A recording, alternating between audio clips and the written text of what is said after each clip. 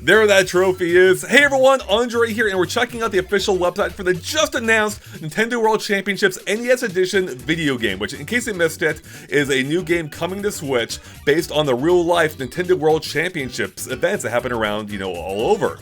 And that was an actual competition, in which people competed to be #1, and much like that, this too is a competition, at least in terms of trying to get on the leaderboards and be #1, as it competed across 150 different challenges in 13 different games, which you can see here. They are all NES or Famicom games. Although, real quick, I should mention, even though we're checking the Japanese website, apparently these games are mostly all based on the actual NES versions, even in Japan, which is a handful of exceptions. I'm assuming the ones maybe that have more text to them than not. So I'm not quite sure how that'll work for the Famicom-based ones. I don't know if those are actually, if those carry over to the North American version as well. We'll see how that works, because as far as we know, the competition will work across every region. So yeah, anyways, here are the games, the preview of the games here. You got Balloon Fight, you got Kirby, Zelda, Donkey Kong, Mario, Excitebike, lots of good stuff. So let's go and scroll on down and check out the website, as it does confirm a few new details that we didn't already know. And also, by the way, I do love the logo of the trailer, which seems to be based on the Nintendo Power logo, which I don't think was even a thing in Japan. So surprising to see it here, unless it was based on something prior to Nintendo Power that I just don't know of, which, hey, is possible.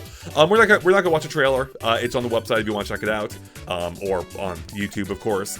Here that he just described the thing I already told you about, it being an event from the 80s originally, that, allowed you to play in different NES games. Now, here's the part I really like, is we get all these little snippets of little challenges from the game, and if we click on them, it actually goes full screen. Now, I've actually gone through all these myself already and looked at what the challenges actually were, and most of them are racist, for better or worse. So most of them aren't all that exciting as a concept, because it's always just like racing to get somewhere or get to the end. Not always, I should clarify.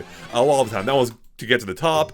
This one actually is a little different. I think the race this time is to break as many balloons as possible. But they all seem to be timed challenges, meaning it's always going to be a race of some kind, even if it's not physically to a location. This one, you're out running the sun. You're trying to race to the end of the stage.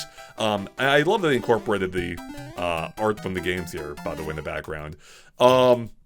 This one's interesting. This is from Lost Levels of Mario Bros. 2 in Japan, and the goal is actually basically to kill yourself. It's to get the poison mushroom as soon as possible, which of course kills Mario.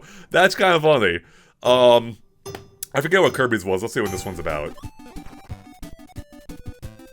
You can see, yeah, oh wow, just inhale an enemy. So some of these are actually shockingly quick, and are basically gonna have a limit as to how fast you can possibly go in them. That'll be reached pretty quick.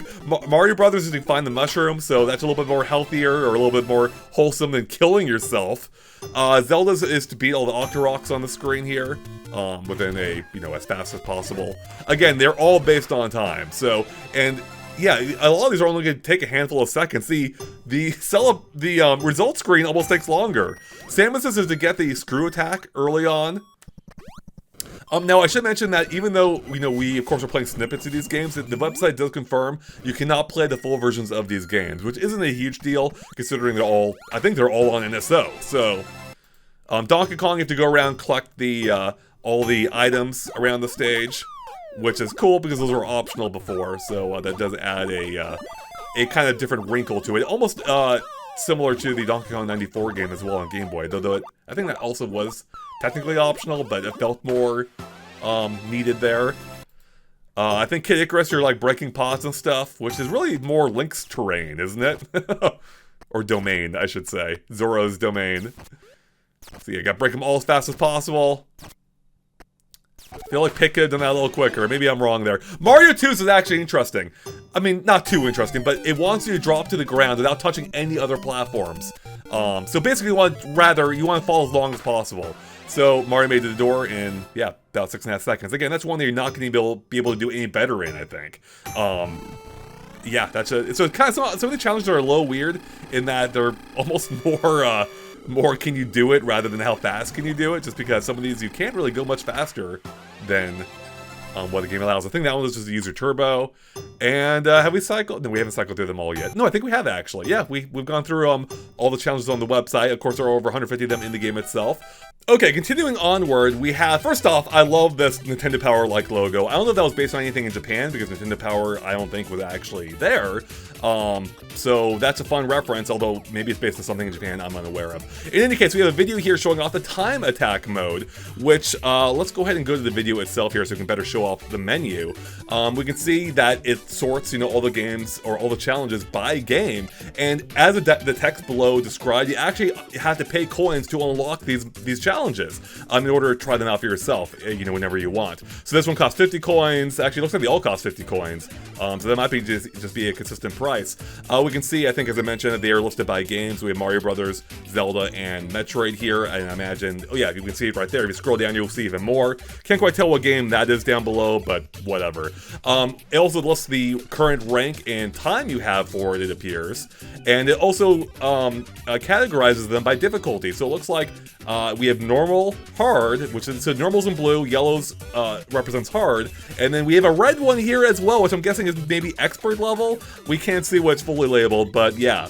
I like how there's no easy one. Grabbing the mushroom in Mario isn't easy. Also, it's funny seeing World 1-1 listed as hard, which basically the easiest level of Mario history is a hard challenge here, apparently. We also get a little preview of some of the other challenges. Looks like you have to collect a piece of heart in Zelda in this one. I guess to kill the bats here, get into the cave and grab the sword as quickly as you can. This is the Octorok one we saw earlier. This one, I believe, if I remember the translation I did correctly, I think you actually are trying to get the lowest coins here rather than the highest ones, which is interesting. I could be wrong on that. I'm maybe trying to get to the flagpole as fast as possible here, hitting all the bricks, I imagine, grabbing all the coins, probably in this one. And World when this one's probably grabbing the flagpole. And Samus we saw trying to get the, I think that's one we already saw, we were trying to get the screw attack, I believe.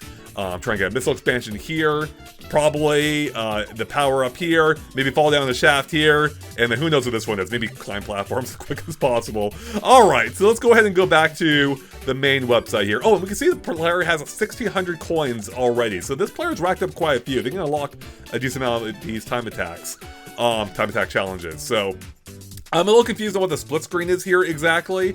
Maybe it's a video. We do know videos are in the game. There's actually a segment down below that talks a little bit more about that, but I'm not quite sure what that's doing here. Maybe it's a replay of it? I don't know. Anyways, and yeah, we can see that you can do a command of the Z plus ZL plus ZR. Anyways. Alright, continuing onward, we have the World Ranking Championship Edition mode, I believe. Basically, this is the World Ranking Competition.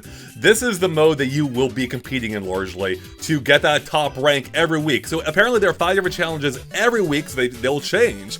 And you're competing for the fastest time across all the challenges to be in that #1 spot. And what's cool is you can actually watch a video of the #1 of whoever got the #1 slot. Actually, I don't know, maybe you can watch even more videos beyond that. But at the least, you'll be able to watch the video of whoever got that top slot. So you can see, you know, what they did better than you did, which is kind of a fun thing. So clicking into the video itself, we get a better look at what appears to be the challenge layout screen, of which again, there should be 5 here, so if we scroll down, we'd see a few more, I believe. And these are the things you're actually competing in. So you're actually aiming to get the best time here and submit it for that week. And yeah, we can see a couple different challenges, it looks like, with Link destroying the Octoroks. And there we go. Didn't beat that time that was listed on the left, though. Sorry, Link, a little slow. Alright, let's go back to the main menu here, or main website here. Scrolling on down, we have a look at the local multiplayer section, which, as it says here, you can compete head-to-head locally, and with up to 8 players. So they only show 4 here, but you can play with up to 8, which is pretty exciting. You can have your own local competitions, which, you know, is perfectly befitting of Nintendo World Championship idea. So let's scroll on down. And by the way, too, I should mention, even though they show both Joy-Cons and Famicom controllers here, but the website confirms you can use Famicom and presumably NES controllers with this game. So that's super exciting. Gives us another use for those, thankfully. We get another look at the special edition that they announced in the trailer, including a gold freaking cartridge, which is amazing. I do love that art. It reminds me a lot of the NES remix, but just kind of love that classic energy and seeing that beautiful pixel art portrayed front and center. It's great stuff. Here's the confirmation of the controllers working, as I mentioned, and that's pretty much it, everyone. So not a ton of new information, but we got a slightly better look at the games. And, you know, a better idea of what this product actually is. So seems like it's gonna be a fun time, at least for a little while. Again, they're launching on July 18th. And yeah, I'm interested in it. So what do you guys make of this? Are you excited? Were you surprised by anything here? Is it basically what you expected? Were you hoping for more? Let us know in the comments of what you think so far of Nintendo World Championships NES Edition. On that note, thanks for watching, everyone, and we'll catch you later. Bye!